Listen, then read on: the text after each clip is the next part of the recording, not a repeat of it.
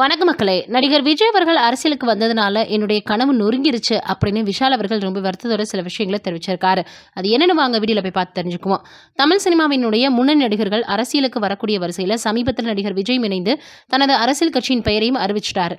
தற்போது வெங்கட் பிரபு இயக்கத்தில் நடித்து வரக்கூடிய கோட் படத்தையும் அதன் பிறகு இன்னொரு படத்தையும் முடித்துவிட்டு 2026 சட்டசபை தேர்தலில் களமிறங்க போவதாக அறிவிச்சும் விட்டாரு. அவரது அடுத்த படத்தை யார் இயக்க போறாங்க அப்படின்ற யூகங்கள் பலவிதமாக ஓடிட்டு இருக்கு.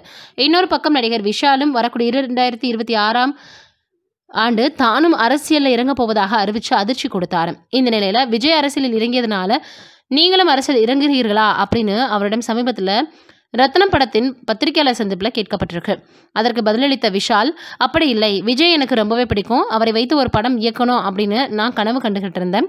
அவர் இன்னும் ஒரு படத்தில் மட்டுமே நடிச்சுட்டு அரசியலுக்கு வர இருக்கிறதுனால என்னுடைய கனவு நிறைவேறாமல் போகிறதே அப்படின்ற வருத்தம் இருக்குது அப்படின்னு சொல்லியிருக்கிறாரு. ஆக மொத்தத்தில் பார்த்தோன்னா நடிகர் விஜய் அவர்களை வைத்து படம் இயக்கணும் அப்படின்னு விஷால் அவர்கள் நினச்சிட்டு இருந்திருக்காரு. ஆனால் இப்போ விஜய் அவர்கள் அரசியலில் களமிறங்கிறதுனால அவரால் பார்த்தோன்னா அவரை வச்சு படம் இயக்க முடியாது அப்படின்றது தெள்ள தெளிவாக தெரிஞ்சு போயிடுச்சு.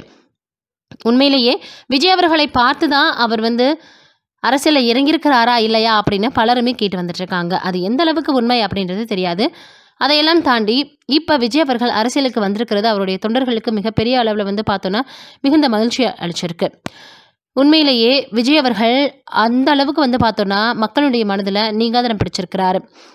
தமிழ்நாடு, அதற்கப்புறம் பார்த்தோன்னா மாநிலம், அதையும் தாண்டி பல நாடுகளுக்கும் பார்த்தோன்னா இவருடைய ரசிகர்கள் இருக்காங்க அப்படின்றது மறக்க முடியாத ஒரு விஷயம். எப்படியாவது அடுத்த சட்டசபை தேர்தலில் விஜய் அவர்கள் நிற்பார். அதே போல் இன்னும் பலவிதமான எதிர்பார்ப்புகள் விஜயை பற்றி அவருடைய ரசிகர்களிடையே ஏற்பட்டு வந்துட்டுருக்கு. இதையெல்லாம் நிறைவேற்ற போகிறாரா இல்லையா அப்படின்றத வெயிட் பண்ணி பார்க்கலாம். நீங்கள் என்ன நினைக்கிறீங்க அப்படின்றத மறக்காமல் கமெண்ட்டில் சொல்லுங்கள்.